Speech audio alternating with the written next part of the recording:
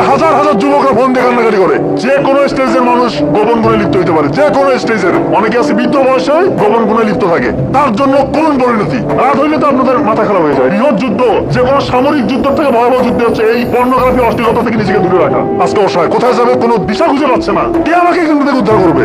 চোখের হারাম থেকে নিজেকে রক্ষা করো। চোখের হারাম, চোখের গুনাহ তোমার হৃদয়কে মেরে ফেলবে। খুব গুরুত্বপূর্ণ কথা। আজকালকার যুবক যুবতীদের বেশিরভাগ সময়, বিশেষ করে যুবকদের, এই মোবাইলের অশ্লীলতার মধ্যে তাদের সময় পার হয়ে যায়। এই যে pornography industry, multi trillion dollar industry, এটার উদ্দেশ্য এবং কাজই হচ্ছে যুবক যুবতীদেরকে ধ্বংস করা। এটা নিয়ে আমি অসংখ্যবার আলোচনা করেছি, কারণ এই জায়গাটা অ্যাড্রেস করতে হবে। অনেকে বলে যে এইটা নিয়ে কথা বলার কি আছে? এইটা নিয়ে কথা বলতে হবে। এইটা এক নম্বর সমস্যা। আমার কাছে হাজার হাজার যুবকরা ফোন দিয়ে কান্নাকাটি করে, বলতেছে আমি এত ব্রিলিয়ান্ট মিলিটারি স্টুডেন্ট ছিলাম, আজকে আমার মেধা শক্তি কাজ করতেছে না। আমি যেটা পড়ি সেটাই ভুলে যাই। আমার মনের ভিতরে কোনো উচ্চাকাঙ্ক্ষা নাই, শুধু হতাশা। মনে হয় আমি একা দুনিয়াতে কেন বেঁচে আছি। অনেকে মনে হয় যে আমি সুইসাইড করি না কেন, কারণ তার এই যে অশ্লীলতা শয়তানের ভিতরে ঢুকে দিস। দয়া করে অশ্লীলতা ছাড়তে হবে। যদি সত্যিকার অর্থে যে কোনো স্টেজে আপনি সম্মান পেতে চান, আপনাকে অশ্লীলতা ছাড়তে হবে। এটা শুধু স্টুডেন্টদের জন্য বলতেছি না, যে কোনো স্টেজের মানুষ গোপন গুণে লিপ্ত হতে পারে, যে কোনো স্টেজের। অনেকে আছে বৃদ্ধ বয়সে গোপন গুণে লিপ্ত থাকে, তার জন্য কোন পরিণতি। আমি এটা বারবার বলতেছি, এই গোপন গুণ ছেড়ে দিয়ে গোপন ইবাদত করেন। মোবাইলে কিসের এত অশ্লীলতা? আপনারা কি মজা পান এখানে?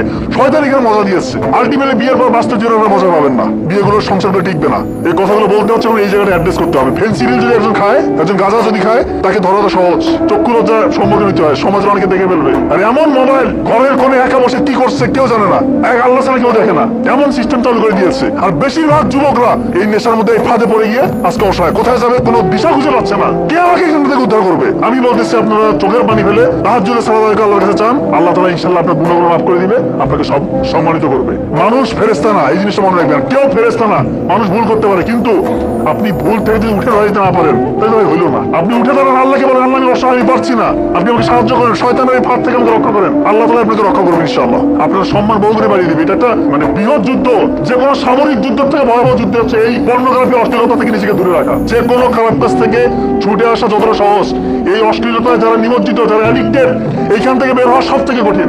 এই জন্য এটাতে অনেক বেশি ফোকাস করতে হবে। আল্লাহর সাহায্য ছাড়া আপনি কোনোভাবে বেরোতে পারবেন না, কারণ আপনার অপোনেন্ট সরাসরি ইবলিস শয়তান। ইবলিস শয়তান কি যেই সে শক্তিশালী নাকি? ওই এক সাথে পারতেছে না। আর ইবলিস শয়তান হচ্ছে তাদের আব্বার আব্বা, এত শক্তিধর, তো তার সাথে পারবেন এমনি, এমনি। রাত হইলে তো আপনাদের মাথা খারাপ হয়ে যায়। এই জন্য বলতেছি এটা ছাড়েন। আল্লাহ